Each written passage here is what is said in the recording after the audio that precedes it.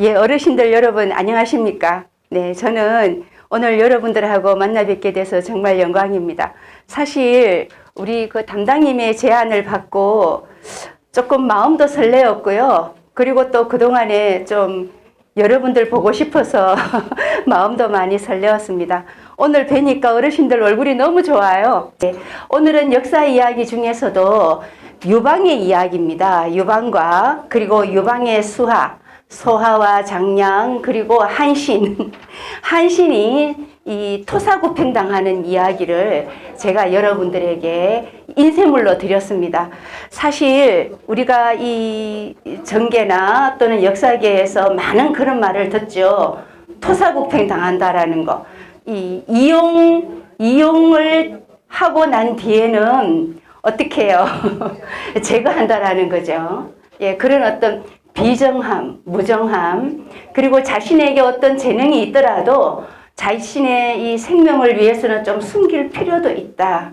살아가는 지혜로움이 이 한나라의 때 유방, 그리고 그 아래에 한신서와 장량의 이야기에 들어 있습니다. 여러분들 오늘 인쇄물 다 받으셨죠? 예. 제가 여러분들 이게 많은 어르신들 중에서 누구를 지정해서 읽으라고 하시기보다는 제가 읽으면서 재밌게 이야기를 엮어가고자 합니다. 괜찮으시겠죠? 네. 예, 점심 많이 드셨어요? 네. 예, 또 혹시 재미가 없어가지고 졸고 계시면 어쩌나 걱정도 됩니다. 우리 이 뭡니까? 폐활량을 한번 키우는 시간을 가지고요. 예, 들어가겠습니다. 폐활량을 한번 키워보겠습니다. 한번 손을 한번 쭉 옆으로 올리시고요. 쭉 올리시고. 예, 그 다음에 이제 숨을 3초간만 참는 겁니다. 숨을 딱 멈추십시오. 3초간. 1초, 2초, 3초. 자, 그 다음에 이제 서서히 내립니다. 조금 짜릿해지시나요? 네. 좀 순환이 좀 확 돌아가죠. 한 번 더 해보겠습니다. 네, 서서히 올리고요. 네, 서서히 머리까지 이렇게 올립니다. 그 다음에 숨을 한 3초간 쉽니다. 딱 멈춥니다. 1초, 2초, 3초. 그 다음에 이제 또 서서히 내립니다. 자, 오늘은 중국 걸물전, 예, 어르신 지도자 대학에서 중국 걸물전, 그 한나라 때 유방을 이야기로 여러분들과 한번 3시 반까지 이어나가 보겠습니다. 우리가 이 판검사나 의사 선생님들은 어렸을 적부터 그 참 수재라고 칭송받는 분들이 시험에 합격해서 그죠? 사법고시나 행정고시, 의료고시를 거쳐서 자기 직업을 선택합니다. 그런 분들은 어렸을 때부터 영재라는 어떤 그런 재능을 인정받는 그러한 수재들이지만 실제적으로 이 정치계에 있는 분들은 좀 건달을 우리는 좋게 이야기하면 달건이라 그러잖아요. 달건이들이 많은 게 사실 이 유방도 달건에 들어갔습니다. 유방도 달건인데 이제 한 가지 재능이 있다면 사람을 잘 골랐었어요. 인사는 만사다 그런 이야기가 있잖아요.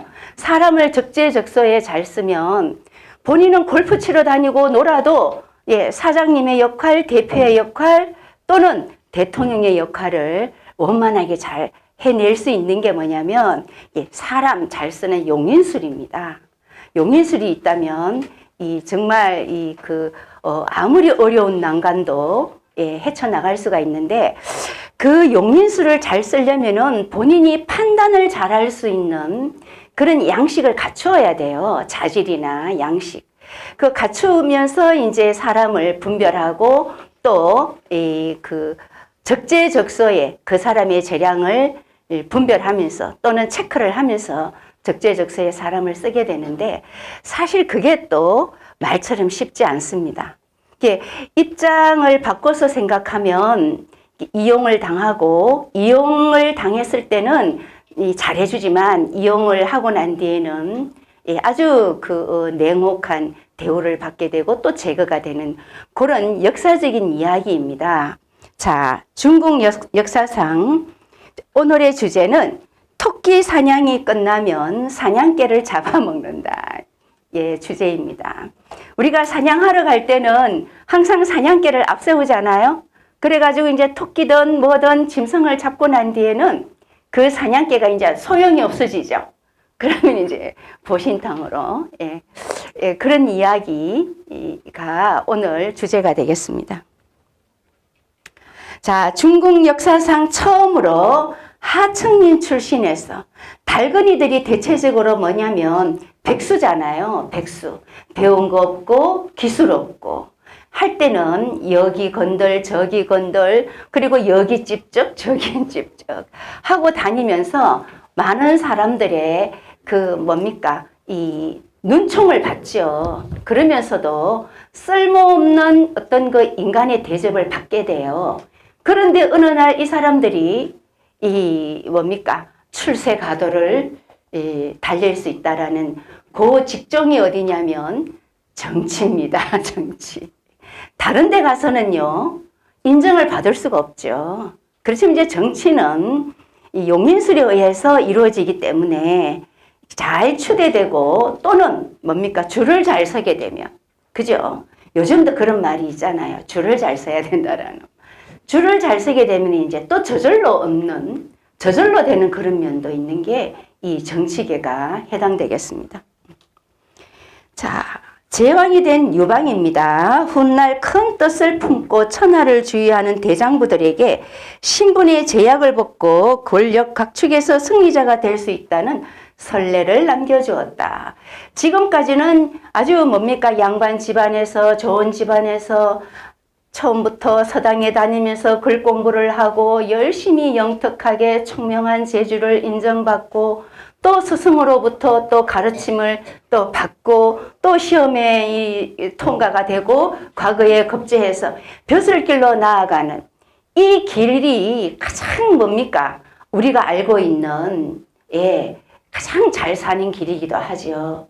그런데 이제 특출하게 배우지도 못하고 아는 것도 없는 사람들이 졸지에 무장으로 나가서 전쟁에서 이기고 돌아와서 그냥 또 왕이 되고 그런 선례가 역사에는 있습니다.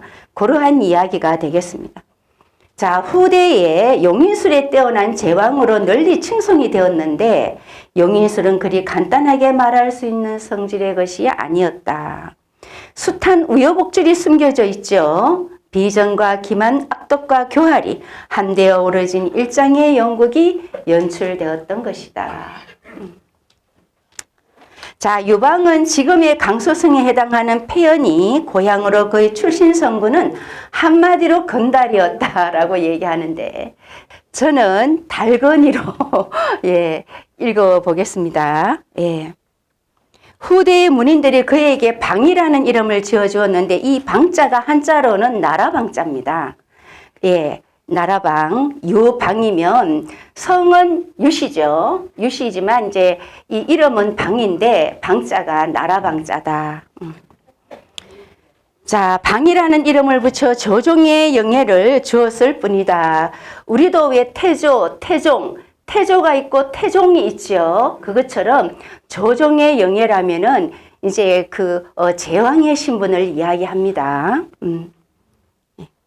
그의 집안이 무지막지한 그런 집안은 아니었다. 이 유방은 달건이었고 건달이었지만 집안은 뭔가 문화의 숨결이 스며 있는 배운 지식인의 집안이었다라는 거죠. 그렇지만 이제 유방은 셋째 아들로 조금 말썽꾸러기에 해당됐던 그런 자식이었던 것 같아요.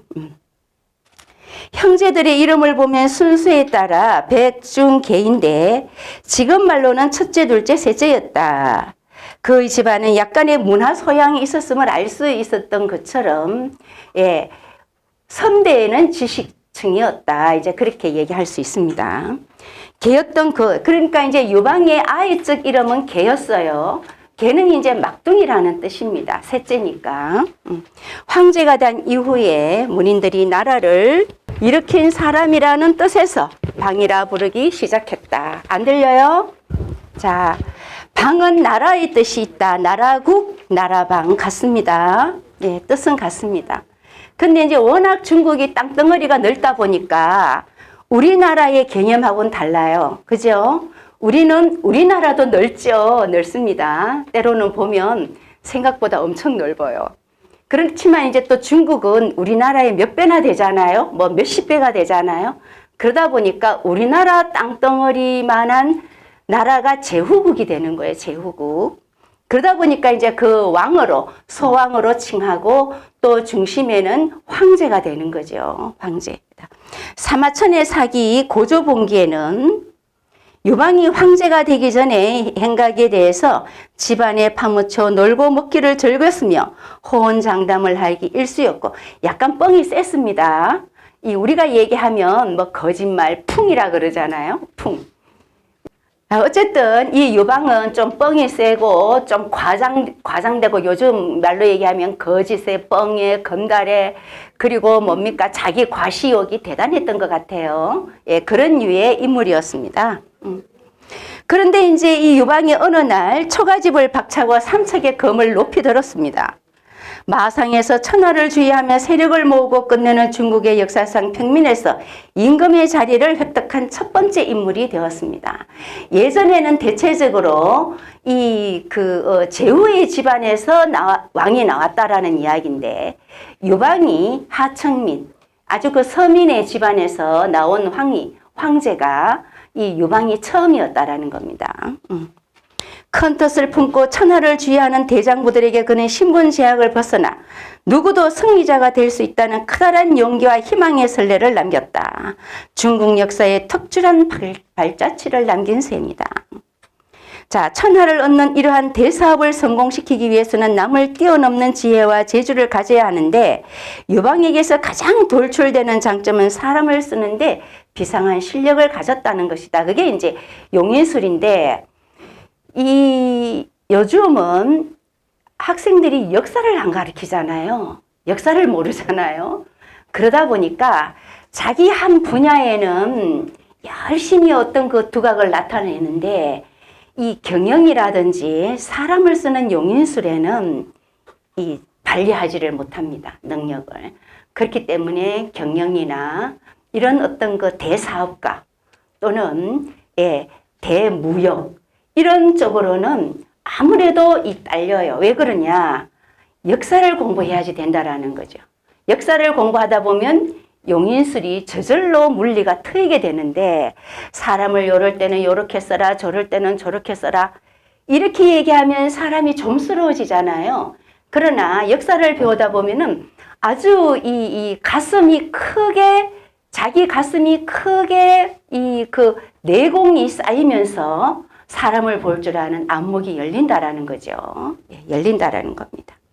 역사를 공부하지 않으면은 피와 구분을 못합니다. 남의 편인지 내 편인지. 그리고 시시비비, 옳은 건지 그른 건지 아리송하잖아요. 이렇게 얘기하면 이렇고 저렇게 얘기하면 저렇고, 그 가운데 분명히 누군가는 잘못하고 누군가는 잘한 게 있습니다. 있는데 이 삶의 입장에서 이 말 듣고 저 말 듣다 보면 구분을 못 하잖아요. 그 구분을 할 수 있는 그 실력, 판별력은 어디서 주로 많이 얻느냐? 이 역사에서 얻게 됩니다. 자, 그 다음에 이제 이 57페이지 밑에, 그는 황제에 오르자 군신을 불러 모으고 천하를 얻을 수 있는 원인에 대해서 이렇게 얘기했다.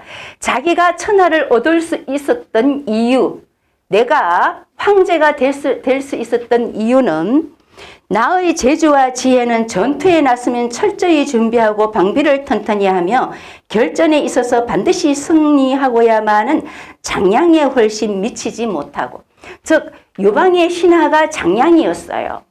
그런데 1대1로 겨루면은 자기는 장량을 이길 재주가 없어. 그 다음에 국가를 관리하고 백성을 위모하며 병력의 운영에 필요한 장비를 준비하는 일에 대해서는 소화보다 못하며, 유비가 황제가 되었지만 소하와 1대1로 겨루면은 소하를 따라가지 못한다라는 거예요. 자기가 자기 자신을 잘 알고 있다라는 겁니다. 요방은. 자, 수십만 병력을 통솔하고 조련하며 전투를 지휘하는 제주는 한신보다 아래이다. 군사훈련을 이야기한다면은 한신보다 군사훈련을 못 시킨다라는 거죠.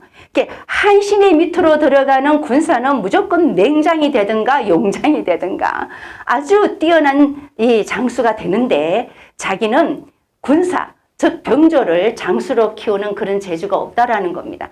그러면 자기 수하에 장량, 소하, 한신보다도 자기는 미치지 못한다. 아래인데 이 사람들을 자기가 거느렸기 때문에 황제가 되었다라는 거죠. 자, 이 세 사람은 당대의 호걸이며 유능한 인재들이다. 나는 마음을 기울여 그대들을 썼기 때문에 천하를 얻을 수 있었다. 군신들은 유방의 말에 탐복을 하고 고개를 끄덕였다. 지금의 역사학자들도 그 점에 대해서는 유방의 견해가 전적으로 옳다고 인정합니다. 역사학자들도 아주 유약합니다. 유방이 무식했다 이런 말을 하죠. 또 우리가 삼국지에 나오는 유비는 잘 울었다 또 이렇게 얘기도 합니다. 어쨌든 이 제왕이 된 사람들이 어떻게 보면 제왕이 될 제목이 부족했는데도 제왕이 된 것은 아래 사람들의 힘으로 제왕이 됐다. 근데 그 아래 사람들이 이 제왕을 잘 믿고 따랐다. 이렇게 믿을 수 있는 사람으로 군림을 했다. 이렇게 얘기가 되겠죠. 약속을 잘 지켰나 봅니다. 용인이라는 오묘한 기술에 대해서 유방이 완전하게 진실을 얘기했다고는 볼 수 없다. 남을 잘 쓴다는 것은 한 사람의 장점을 제대로 발휘하게 만드는 기술도 있겠으나 한 사람의 단점을 이용하여 그 사람을 통제하는 고도의 술책도 필요하다. 그러니까 그 사람의 단점, 약점을 가지고 이용하는 술책도 이 유방에게는 있었다. 사람들은 자신에게 소용이 없어지고 혹은 위협이 된다고 판단하면 선택의 시기를 고려하여 상대를 제거하려고 한다. 이런 것이 바로 완전한 제왕의 용인술이다. 유방은 확실하게 말을 하지 않고 슬그머니 본질을 흐렸고 다른 한편으로는 제왕의 용인술을 은밀하게 자손에게 전수하여 대신들을 통제하도록 획책하였다. 우리는 제왕의 교육이 따로 있죠. 제왕의 교육이 따로 있습니다. 항상 그 일본 황실이나 영국 황실도 보면 보통 이 서민들이 다니는 학교보다는 가정교사를 들여서 특별하게 교육을 시킵니다. 왜냐, 이제 서민들하고는 좀 다른 특별한 교육을 받게끔 하는 것이 저는 용인술이라고 생각합니다. 용인술. 아깝게도 주연에 참석한 군신들은 유방에게 속았으며 심지어 현재 역사학자들도 그에게 속고 말았다. 이런 점에서 유방은 명명백백하게 뛰어난 음모가임에 틀림없다. 그래서 말과 행실이 다른데 사람들이 보기에는 진실하게 보인다라는 거죠. 참 그것은 어떻게 설명할 수가 없습니다. 이 유방의 인물을 설명할 때는 말의 한계를 느낍니다. 말의 한계를 느낍니다. 자, 진나라가 멸망한 이후 항우의 세력이 강성하였는데 각지의 반진 세력을 아우르는 맹주였다. 항우는 스스로 서초패왕이라 부르며 제후들을 각지에 분봉했다. 유방은 항우가 가장 경계하는 인물이었다. 원래 유방은 항우 밑에 있었어요. 그러니까 항우가 유방에게 왕이라는 칭호를 줬습니다. 있었는데 한신을 얻으면서 한신이 항우에게 갔더니 항우가 한신의 인물됨을 못 알아봤어요.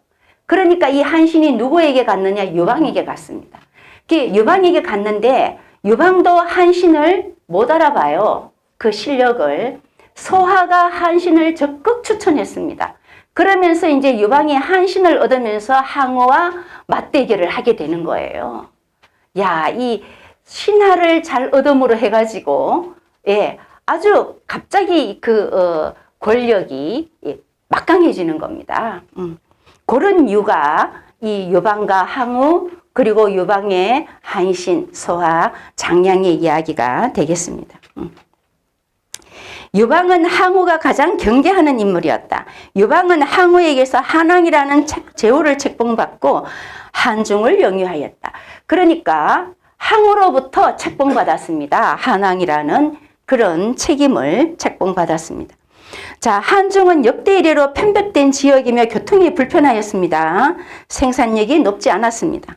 유방은 한중으로 기꺼이 들어와 세력을 키우며 항우와 천하와 패권을 다툴 준비를 했습니다. 누구를 얻으면서? 한신을 얻으면서. 한신은 항우의 군중에서 중용을 받지 못하고 있다가 호련히 유방에게 투항했습니다. 유방의 진영에서 승상을 맡고 있던 소하는 한신의 재주를 높이 사서 유방에게 한신을 적극적으로 추천하여 대장군으로 삼게 만들었습니다. 이때부터 한신의 공로를 논한다면 누구도 비할 사람이 없습니다. 왜냐? 항우 밑에 있던 유방을 항우와 대적하게 만든 사람이 한신입니다.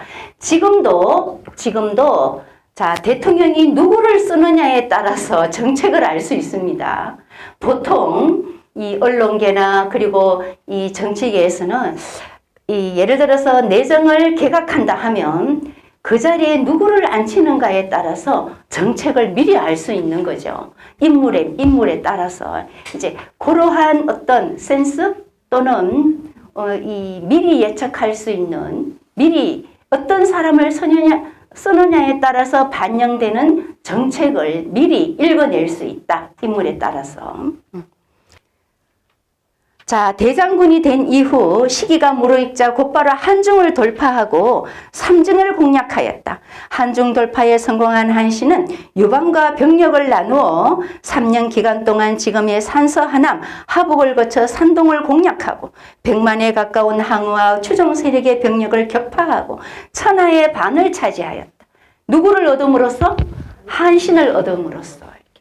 그 우리가 한신 이야기를 들으면은 그 아주 어렸을 적 이야기가 따라오죠. 동네 건달들의 가랑이를 기었다. 예를 동네 깡패가 이렇게 깡패를 만났어. 한신이 어렸을 적에.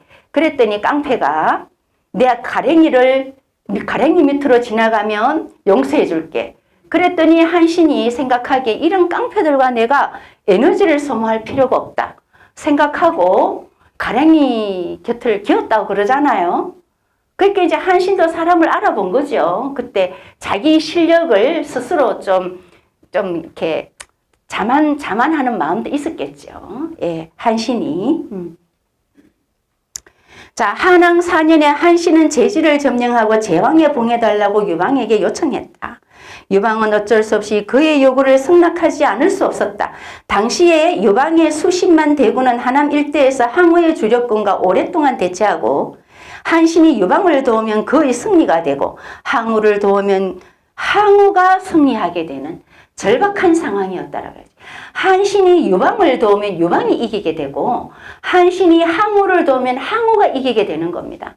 그래서 이 한신의 역할이 아주 지대했다. 근데 항우는 예정을 표시하며 한신을 정중하게 초청하면서 유방과 손을 끊고 천하를 삼분하자는 제안을 내어놓았는데 처음에는 항우가 한신을 못 알아봤어. 그죠? 그런데 한신은 유방은 한신을 알아보고 받아들였기 때문에 그 은혜를 잊지 않고 항우를 따라가지 않습니다. 한신은 의리가 있죠. 자기를 알아봐준 유방을 따라갔습니다. 그래서 이런 이야기가 있죠. 자기를 알아주는 사람을 위해서는 목숨도 내놓는다라는. 그게 남자들 세계의 이야기입니다. 남자들 세계에서는 자신을 알아주는 사람을 만나면 목숨도 내놓는다라는 그런 말이 있죠. 예, 있습니다. 한신은 자기를 알아봐준 이 유방의 은혜를 저버리지 않았습니다. 그래서 한신은 유방이 자신의 그릇을 알아보고 중용해준 은혜를 저버릴 수가 없다며 단호하게 항우의 청을 거절합니다. 한신이 가세한 한나라는 해하에서 항우의 군대를 표의하여 섬멸하였다. 이 한 사람의 어떤 그 능력, 즉 어떤 사람을 발탁하느냐에 따라서 승패가 갈리게 되는 겁니다. 한신이 이끄는 30만 대군이 승리에 결정적인 역할을 하였다. 한신이 항우의 청을 받아들였다면 유방은 절대로 천하를 차지하지 못했을 것이다. 그러면 한나라 왕조가 일어나지를 못했겠죠. 항우를 제거한 다음에 한신의 공로는 누구와도 비교가 되지 못했습니다. 30만 대군은 그의 세력과 명성을 지탱해주는 토대가 되었습니다. 한왕 5년 항우를 무너뜨린 그의 겨울 한신은 대군을 이끌고 정도에 주둔했습니다. 이미 대전이 끝난 상태라 이미 평정이 됐습니다. 대륙을 통일했습니다. 군대는 경계태세가 많이 흐트러져 있었다. 어느 날 아침 정체를 알 수 없는 1단의 대군이 한신군의 중심부를 향해 쏜살같이 달려왔습니다. 자, 이 대륙을 평정하고 조금 숨 돌릴 틈을 갖고 있는데 어떤 군대가 자기 진중을 향해 막 쳐들어오고 있습니다. 그런 소식을 듣고 한신이 나가서 봅니다. 항우의 자녀 병력은 뿔뿔이 흩어져 각지에 운거한 채 제 몸 하나 지키기에 급급하였다. 즉 항우의 군대가 박살나면서 그 군인들이 병졸들이 사방에 흩어졌죠.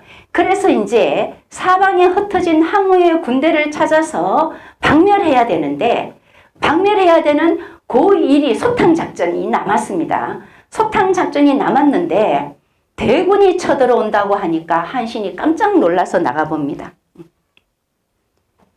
자, 그래서 수많은 대군을 이끌고 한 번도 접은 적이 없는 한신의 30만 군에 대항하는 세력은 존재할 수가 없었다. 한신은 보고를 받고 반신반의한 표정으로 자리에서 일어났습니다. 이 일이 어떻게 된 것인지 도저히 판단이 서지 않았습니다. 적을 맞을 준비를 명령하고 친히 중군이 머물고 있는 군영을 에워싸고 있는 토벽에 올라갔습니다. 물밀듯이 밀려온 병력은 중군의 군영을 사방으로 에워싸고 있었는데 한신이 자세히 보니 유방이 친히 군대를 이끌고 한신을 치러 왔다라는 거죠. 즉 유방의 신하가 한신이었는데 한신의 재주가 특출해가지고 항우를 물리쳤죠. 물리치고 나니까 유방이 생각하니까 지금은 가장 무서운 존재가 한신이야. 그래서 자기를 도와준 한신을 유방이 치러 갔습니다. 한신이 보기에는 너무도 놀라게 되는 거죠. 자기는 은혜를 저버리지 않고 항우와 손절하고 유방을 위해서 싸웠는데 유방이 자기의 진지를 쳐들어올 줄은 몰랐다라는 겁니다. 그래서 유방은 제장을 각지로 보내 격렬하게 저항을 하는 잔당들에게 항우의 머리를 보여주며 항우가 죽었으니 저항을 포기하라고 선포했다. 항우의 잔당들은 대장군이 죽은 사실을 확인하고는 저항을 포기하고 유방에게 투항했는데 이 투항한 병졸들을 모아가지고 한신을 쳐들어갔습니다. 자, 유방은 군대의 방향을 서쪽으로 돌려 낙양으로 향하다가 돌연히 방향을 바꾸어 정도로 들어닥쳤습니다. 유방의 주력군은 한신의 군대가 어떤 준비도 하기 전에 이미 중군을 신속하게 포위했습니다. 무장을 하기 전에 이제 무장을 풀어놓고 있었는데 갑자기 쳐들어오니까 이 무장을 할 시간도 없었습니다. 한신의 군대를 꼼짝 못하게 만드는 게 사실상의 노지에 들어온 목적이었다. 결국 항우의 잔당을 톱을 한다고 떠벌린 사실은 미끼에 해당했습니다. 미끼에 해당하고 결국은 한신을 치러 들어갔습니다. 유방은 준마의 몸을 싣고 수많은 장군들의 호의를 받으며 한신의 중군 진영으로 들어갔다. 한신은 급히 제장들에게 유방을 공손하게 맞을 준비를 시켰다. 한신의 군영에 주연이 베풀어지자 유방은 껄껄 웃으며 항우를 격파하는데 한신의 공로가 지대하다며 축혀 세운 뒤 갑자기 말문을 받고 한신의 병력을 무력화시켰다. 그러니까 이제 한신에게 30만 대군이 있다면 너 이제 싸울 일 없잖아. 이 대륙을 평정했으니까 군대가 필요 없어졌으니까 그 군대를 나에게 넘겨라. 이래서 유방이 한신의 군대를 인계를 합니다. 받아서 한신의 군대를 이끌고 나옵니다. 한신의 진영에서. 한신은 너무나 급작스럽게 허를 찔려 아무런 말도 꺼내지 못하고 졸지에 30만 병력을 유방의 수중에 건네주고 말았습니다. 유방은 제왕의 추대 형식을 빌어 칭제를 선언하고 국호를 한이라 선포한 다음에 낙양의 도읍을 정하였습니다. 장안으로 천도를 단행하고 후에 다시 장안으로 천도를 단행하고 낙양은 동도라고 호칭했습니다. 국가의 체제는 대부분 진대의 군현제를 답습하였고 이때 진대는 진나라 때입니다. 진시황 때를 이야기합니다. 진시황 때에 도량형이 정비되면서 그 나라에 정비되는 모든 어떤 그 규율과 그리고 제도가 진나라 때에 아주 뭡니까 이렇게 탄탄하게 정비되어 있었습니다. 그래서 한나라는 진나라 때에 그 쓰던 제도를 그대로 이어받아서 통치를 하게 됩니다. 즉 진나라는 12년간 유지했습니다. 진나라는 12년간 유지하면서도 진시황이 매우 나라 통치를 어쩌면 잘했다고 보는 거죠. 통치를 잘했다고 보는데 그 짧은 세월의 통치를 했다는 걸 생각하면 진시황도 너무 오만했다. 그렇게 역사학자들은 말하고 있습니다. 많은 사람을 죽였다면 진시황은 많은 사람을 죽였죠. 나라 통치는 했다고 하더라도 원성을 많이 쌓는 면이 있습니다. 자, 그래서 이 진대의 군현제를 답습하였고 동시에 국가를 세우는데 공이 많은 8명의 이성을 가진 제후를 왕으로 봉하였다. 우리나라 때 그 고려 왕건도 통일을 하면서 어떻습니까? 이 지방의 제후들의 딸을 정략 결혼하게 되는 거죠. 정략 결혼. 정략 결혼을 하게 되면은 함부로 모반을 일으키지 못하잖아요. 그렇기 때문에 이 한나라, 이 유방도 이 대륙을 평정하고 난 뒤에는 8명에게 왕을 봉하면서 또 칭송하고 거기에 맞는 대우를 하고 또 영지. 그 전쟁을 하고 나면은 많은 어떤 이 공로가 돌아갑니다. 그게 이제 필벌이라고 그러잖아요. 신상필벌. 그죠? 상을 주고 벌을 주고. 항상 전쟁이 끝나고 나면은 신상필벌이 정확해야지 그 왕조가 튼튼해집니다. 그래서 이 8명의 왕을 세우면서 이 한나라가 튼튼해지는 거죠. 이때 제왕 한신은 초왕으로 다시 분봉받았다. 이렇게. 그러면 이제 항우가 초패왕이었잖아요. 초왕이었잖아요. 초왕이 이제 항우가 죽고 난 뒤에 그 자리에 한신이 갔다라는 겁니다. 이유는 단 하나였다. 어떻게 해서 한신이 이 항우가 있던 그 초왕으로 갔느냐. 한신의 출신지가 초나라에서 출생했다라는 겁니다. 사실은 제나라는 토지가 비옥하고 인구가 많다. 이 한신이 초나라에서 출생했지만 유방이 한신을 초나라로 보낸 것은 제나라로 보내지 않은 것은 제나라가 토지가 비옥해서 곡식이 잘 됐대요. 곡식이 잘 되고 땅이 비옥하면 한신의 군대가 왕성해지기 때문에 또 위험한 존재가 되죠.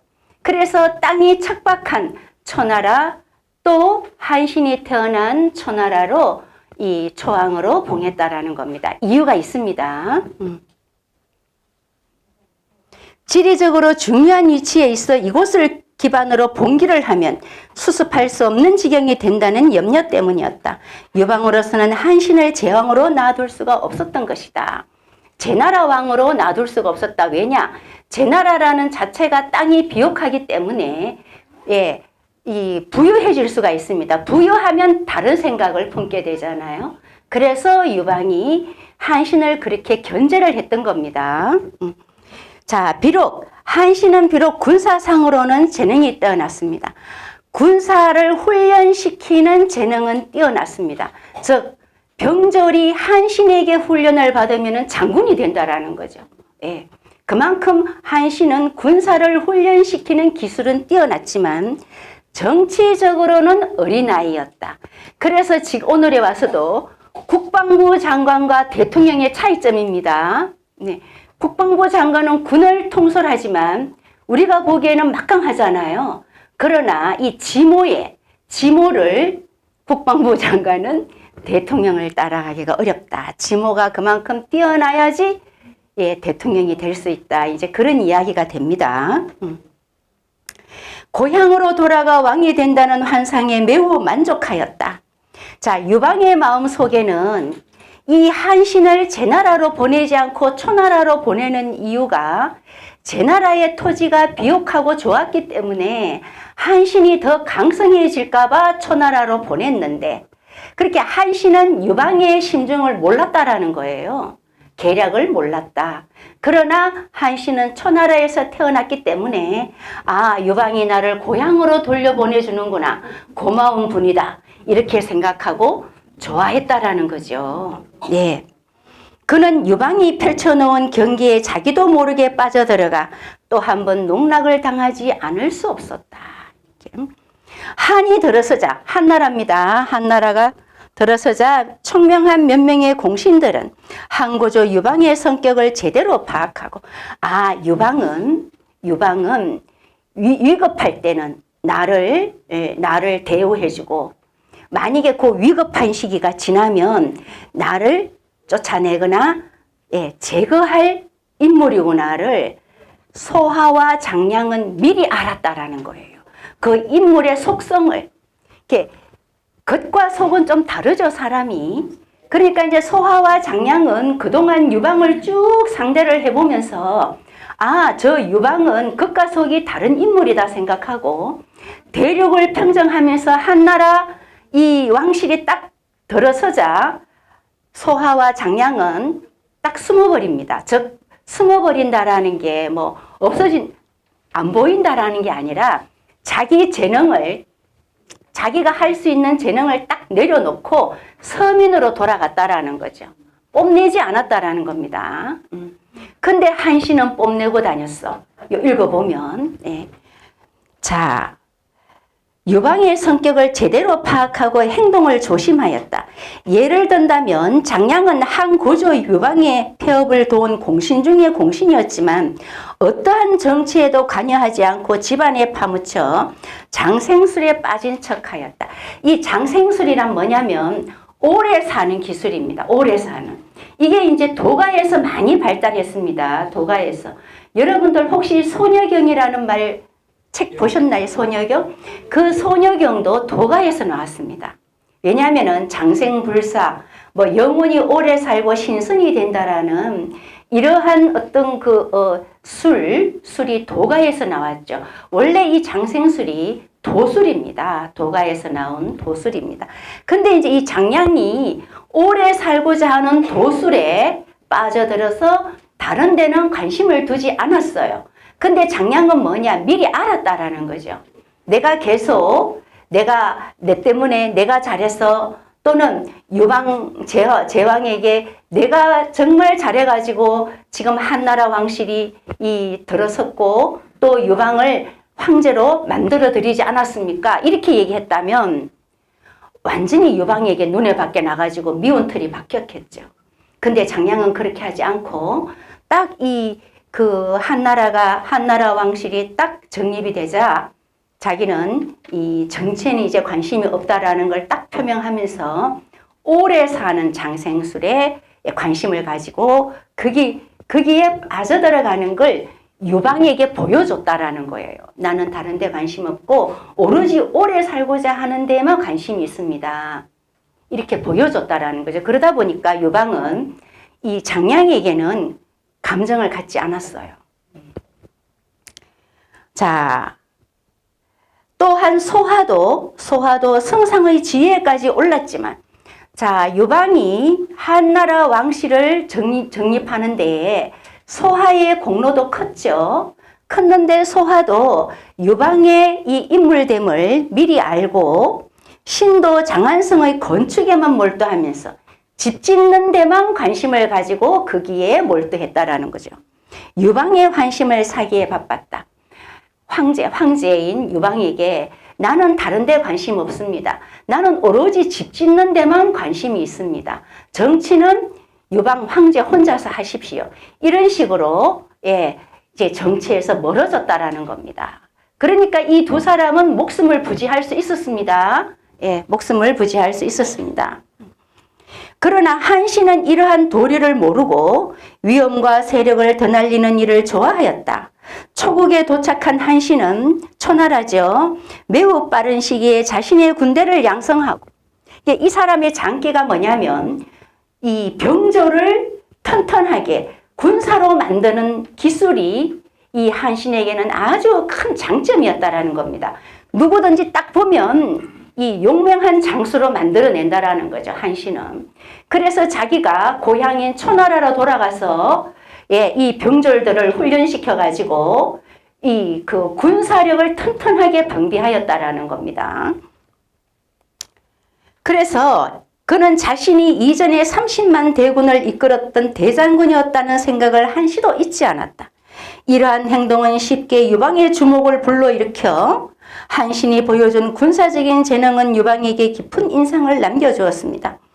그의 재능은 항상 유방에게 근심으로 따라다녔습니다. 왜냐? 이 유방의 입장에서는 한신이 쳐들어오면 이길 재간이 없거든. 왜냐하면 한신의 군대가 그만큼 훈련이 잘 된 군대라 자기 군대와는 상대가 안 돼요.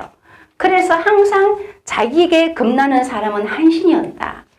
한신을 제거해야지 이 유방이 다리 뻗고 잠을 잘 수가 있었습니다. 그래서 항상 이 한신을 제거하는 데 몰두했습니다. 자, 그것은 유방의 불안으로 나타났습니다. 하나의 사건이 발생했습니다. 이 가운데 사건이 발생해서 유방을 불쾌하게 만들었습니다. 항우의 수하 중에 소문난 종림이라는 사람이 있었어요. 그는 한신과 오랜 친구였습니다. 항우가 폐업에 실패하자, 근데 항우가 죽었죠. 죽자 이 종림에는 원래가 항우의 신하였는데 항우가 죽자 갈 곳이 없었어요. 그러다 보니까 옛날 친구인 한신을 찾아갔습니다. 한신은 옛날 친구를 받아들였습니다. 받아들였어요. 한신은 예정을 생각해서 그를 기꺼이 수중에 거두어들였다. 얼마 후 유방에게 곧바로 밀고가 되었다. 이게 이제 종림회를 이 한신이 받아들였다는 그 사실을 누군가가 유방한테 가서 일러 바쳤습니다. 그러자 유방은 한신이 불량한 의도를 갖고 모반을 준비한다는 의심을 했습니다. 왜냐? 종림회가 항우의 신하였고 한신도 항우의 신하였거든. 처음에는. 그죠? 유방은 조서를 한신에게 내려 종림회를 초지에서 떠나도록 종용하였습니다. 그러나 한신은 유방의 조서를 받고도 결정을 내리지 못하고 종림회를 그대로 두었습니다.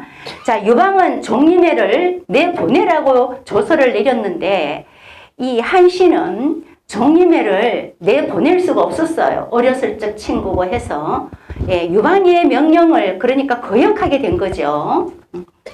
많은 장수들이 이구동성으로 그 위에 유방은 그 소식을 듣고 대노하여 제장을 소집하고 한신이 모반을 준비하고 있다는 여러 사람들의 밀고를 얘기하면서 대책을 물었다. 장수들이 이구동성으로 소리쳤다. 일부 병력을 내려주시면 단숨에 반적을 잡아오겠습니다. 여기에서의 반적은 누구죠? 한신입니다. 그죠? 한신. 대전이 갑자기 시끌벅적 소란스러워졌습니다. 유방은 장군들의 호언장담을 들으면서 한신이 대군을 이끌며 제장을 일거에 장악하는 광경을 떠올렸다. 그는 손을 내저으며 소리쳤다. 왜냐? 전부 다 자기가 그 유방에게 공을 세우기 위해서 나에게 군사를 주면 내가 당장 한신을 잡아오겠습니다. 이렇게 얘기를 하면서 군사를 달라고 하는데 유방은 어떻게 생각하느냐? 저것이 한신을 쳐들어가서 한신한테 패할 것이다 생각하면서 군사를 내주지 못했습니다. 자, 그러면서 손을 내저으면서 다음에 다시 상의하도록 하겠으니 모두 물러나시오 했습니다. 장군들이 물러나자 유방은 모사 진평을 불렀어요. 항상 이 최고의 통술권자는 이 전략가를 데리고 있습니다. 전략가. 참모진이라 그러죠. 참모진. 그걸 이제 이 책에서는 모사꾼이라 얘기합니다. 그러니까 일을 만들어서 제거를 하는 거죠. 일을 모사꾼이니까 일을 만들어서 제거를 합니다. 참 비정한 게 권력입니다. 권력 주변에는 이런 모사꾼들이 많습니다. 그러면 옛날만 그러냐? 그렇지 않습니다. 이거는 영원한 겁니다. 여러분, 권력 주변의 모사꾼은 영원히 존재하는 겁니다. 그러면 뭡니까? 모사꾼이 영원히 존재한다면 최고의 중심 권력이 현명한 사람이어야 됩니다. 그래야지 이 분별을 하면서 실수를 하지 않게 되는 거죠. 우리는 누구든지 간에 최고의 권력자라면 현명한 판단가를 요구하게 됩니다. 일반 백성은. 그래야지 억울한 죽음이나 또는 백성들이 제대로 배불리 자기 할 일 하면서 잘 살아갈 수 있다라는 거죠. 그런 겁니다. 권력의 속성이 그렇습니다. 그래서 그때 유방의 모사꾼으로 진평이라는 사람이 있었습니다. 진평은 유방의 참모 중에서 음모를 획책하는 술수가 가장 뛰어난 인물이었습니다. 진평은 상황을 듣고 눈썹을 치켜세우며 말했습니다. 자, 진평이 유방의 말을 듣고 한 가지 계책이 있습니다. 이렇게 얘기를 하는 겁니다. 폐하, 지금 폐하의 군대와 한신의 군대를 비교할 때 이길 수 있겠습니까? 라고 물었더니 유방은 이길 수 없다라고 얘기했습니다. 그러니까 한신의 군대가 막강하다라는 걸 유방이 알고 있었고 또 인정했다라는 거죠. 유방이 장악하고 있는 병력의 수는 결코 한신이 따를 수가 없었다. 하지만 한신이 훈련하고 통솔하며 작전을 하는 병력의 힘은 누구도 무시할 수 없었다.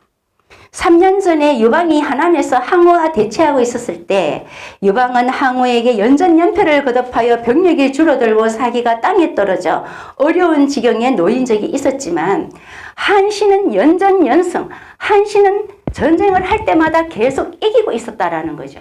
자, 유방과 항우가 붙었을 때 유방은 항우에게 계속 지고 있었지만 한신과 항우가 전쟁했을 때는 한신이 계속 이기고 있었다라는 겁니다.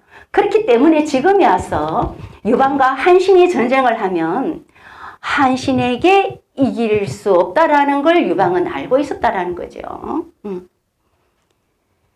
자, 한신은 조지에서 전투를 벌이고 있었는데 연신 승세를 타는 중이었다.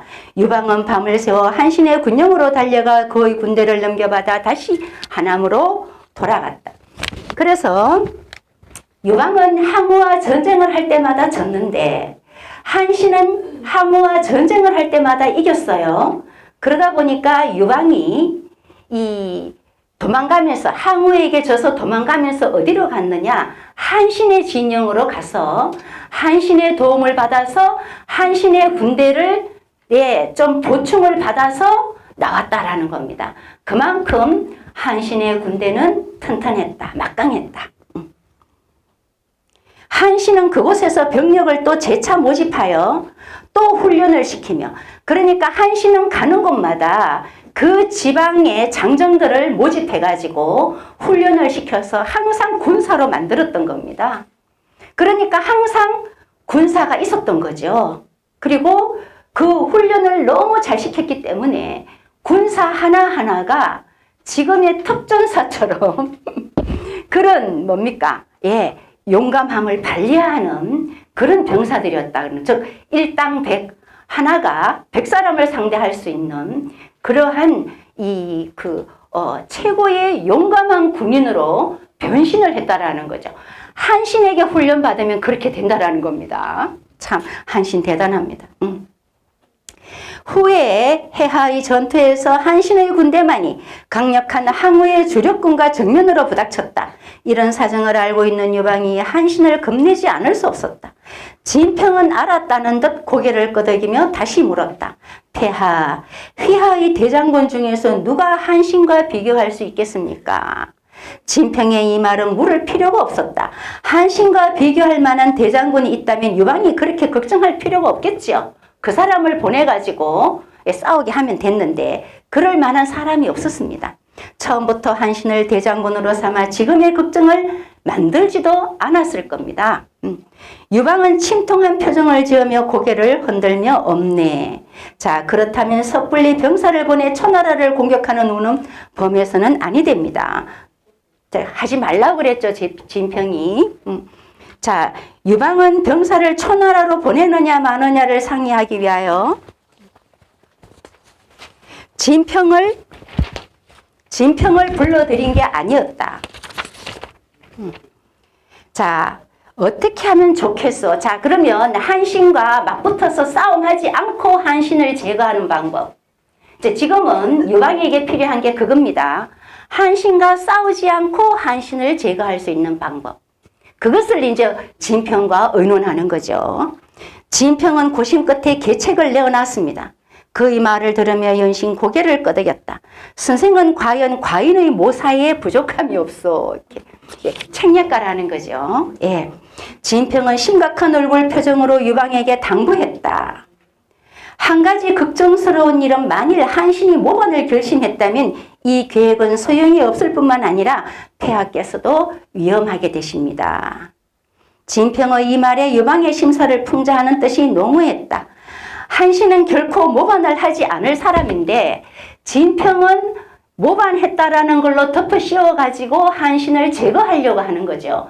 그런데 자, 한신을 모반했다고 덮어 씌워서 제거하려고 했는데 한신이 정말로 모반했다면 유방이 위험해지는 거죠. 그죠? 이제 그것을 염려하는 겁니다. 자, 유방은 전혀 진평의 말에 개의치 않고 그의 어깨를 치며 큰 소리로 웃었다. 왜 그러냐? 유방은 한신이 모반할 사람이 아니라는 걸 분명히 알고 있었습니다. 알고 있었는데 진평이 그러한 계책을 세우자 그 계책을 받아들인 거죠.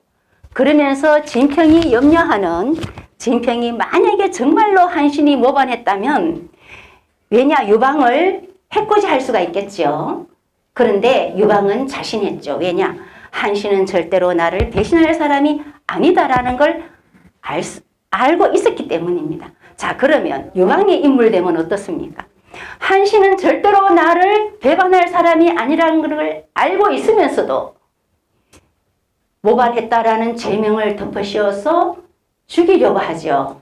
그래서 유방의 속성은 어떻습니까?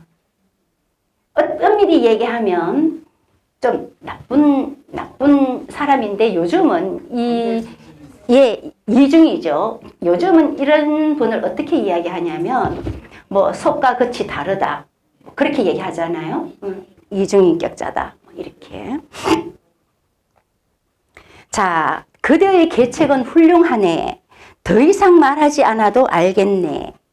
유방은 각지의 왕에게 조서를 내려 자신이 운몽택에 사냥을 나가기로 하였으니 이 모든 계책을 이렇게 역사를 읽다 보면은 사냥터에서 뭔가 일이 궤변이 잘 생겨요. 뭔가 일을 만들려면은 사냥을 하게 나가는. 그게 하나의 일을 만드는 뭐라 그래? 그게 이제 막 칼도 쓰고 활도 쓰고 이러다 보니까 뭐 실수했다 그러고 찌를 수도 있고, 예. 또는 뭐 활을 쏘면서도 활이 잘못 날아갔다 이럴 수가 있고, 실수로 원래는 실수가 아닌데 원래는 마음 먹고 쐈는데 그걸 실수로 가장 위장하는 그런 계기가 이 사냥을 많이 이용하더라고. 사냥을.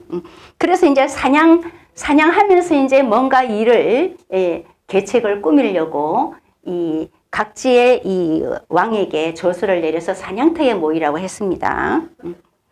자, 여기서 이런 사례는 이미 주나라 때입니다. 주대의 천자가 각지를 순행할 때 있었던 일의 하나이다. 주나라 때부터 이런 사냥 모임은 더러더러 있었다라는 겁니다.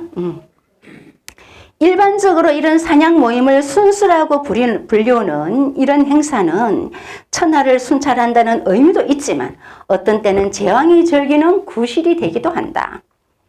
운몽택이라는 이 장소입니다. 장소, 운몽택은 경치가 빼어나고 물길이 아름다운 지방으로 인구가 적어서 사냥을 하거나 자연을 감상하는 데는 적격인 곳이었다.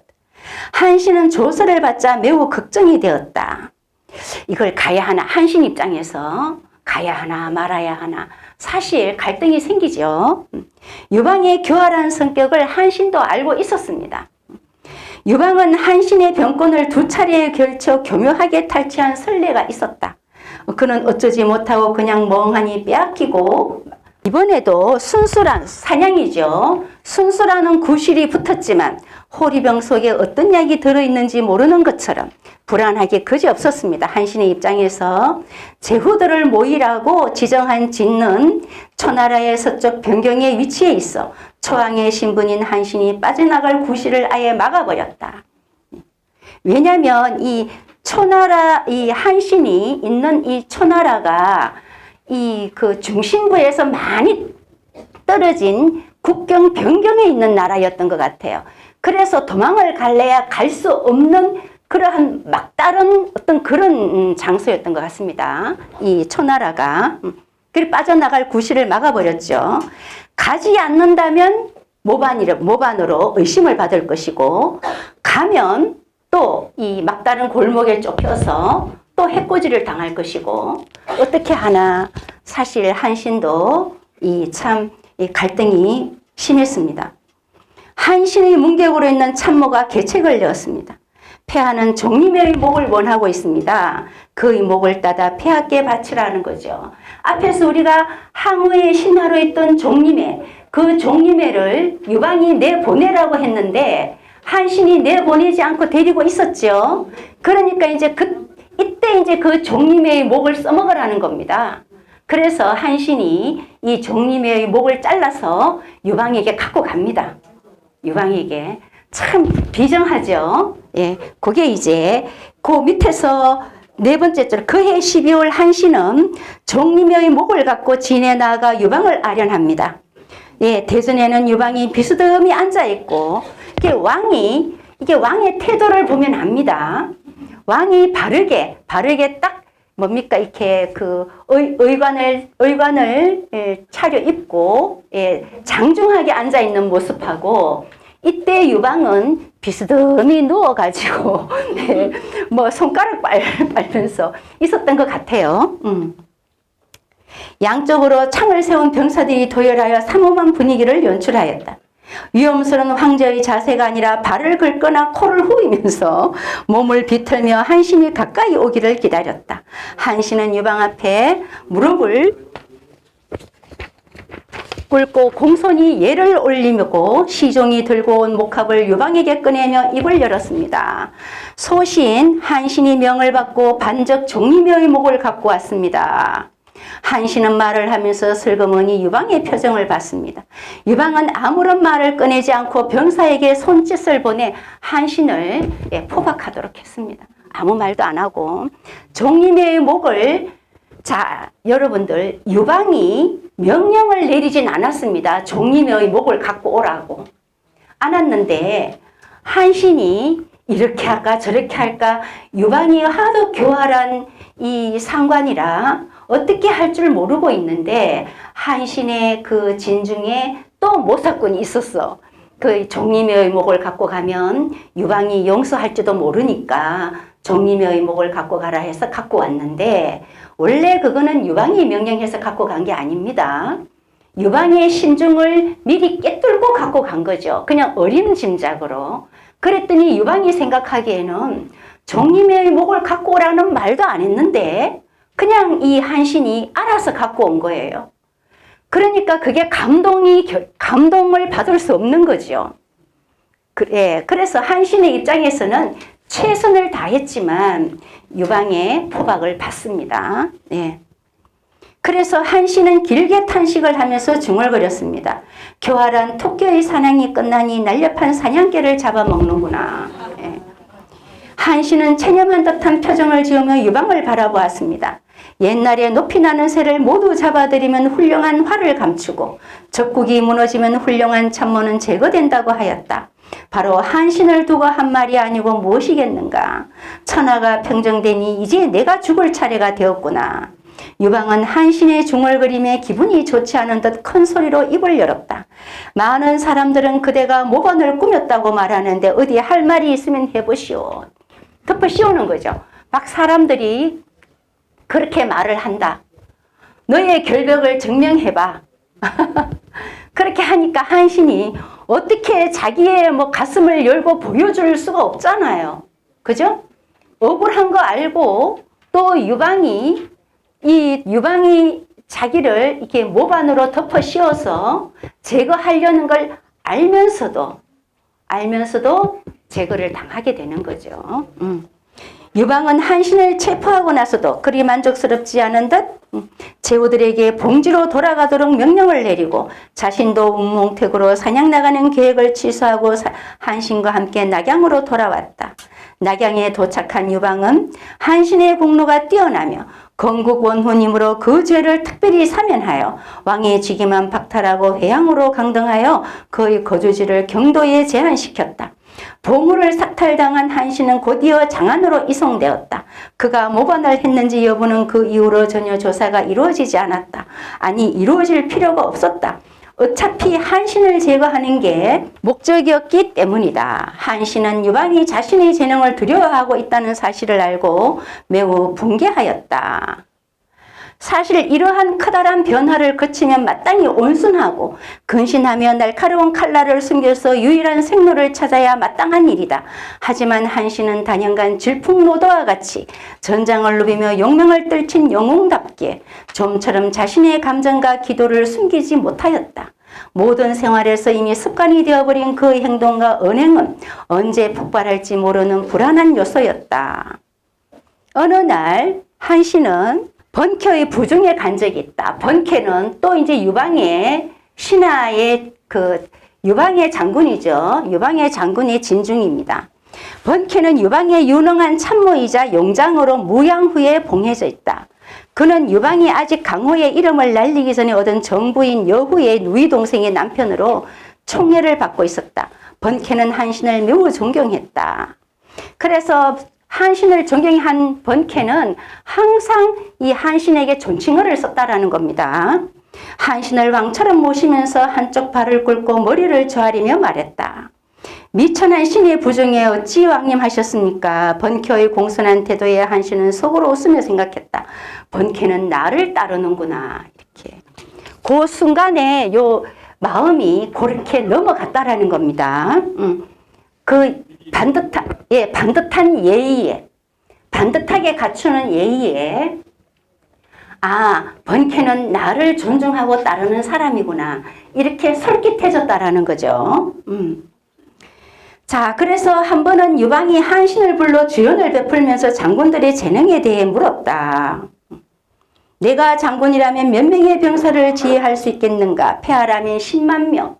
자네라면, 한신이라면 30만 명. 이렇게 얘기해서 좀 잘난 척 했습니다. 그래서 항상 영린이라는 게 있죠. 영린. 영린이 뭐냐면 절대 권력자의 숨겨진 비늘입니다. 그걸 건드리면 안 돼. 항상. 예. 한신의 입장에서는 유방의 영린을 건드렸습니다. 자, 그대는 30만 대군입니다. 거기에 보면 유방은 한신의 말에 고개를 끄덕이며 마음속으로 굴복하고 있지 않다는 사실을 알아차렸다. 유방은 항상 의심이 많아요. 네, 의심이 많아가지고 한신을 항상 요모조모 살피는 거죠. 예, 요모조모 살피는 겁니다. 그때마다 한신은 용장의 그 풍모를 벗어나지 못하고 솔직 담백하게 그대로 드러내면서 얘기를 다 하는 거죠. 그러니까 그것이 이제 유방 얘기는 위압적으로 보인 겁니다. 자, 그래서 거기 그렇게 폐하의 성공, 예를 들어서 유방이 이 대륙을 평정한 것은 인간이 만들 수 있는 게 아니라 하늘의 뜻으로 그렇게 되었다. 한신의 말에 고개를 끄덕이며 유방은 주먹을 불끈쥐며 한신의 세력을 모두 제거하기로 미리 마음 먹은 적이 있었다라는 겁니다. 근데 지금 3시 반이 되어서 예, 지금 마칠 시간이 됐는데 도중에 맞춰서 죄송합니다. 그죠? 예. 그러면 어르신들 건강하게 잘 지내시고요. 또 다음에 뵐 때는 또 더 재밌는 이야기 갖고 오겠습니다. 예. 또 돌아가셔서 꼭 한번 읽어보시기 바랍니다. 또 손주들 데리고 읽어보면 더 재밌습니다. 예. 감사합니다. 건강하십시오.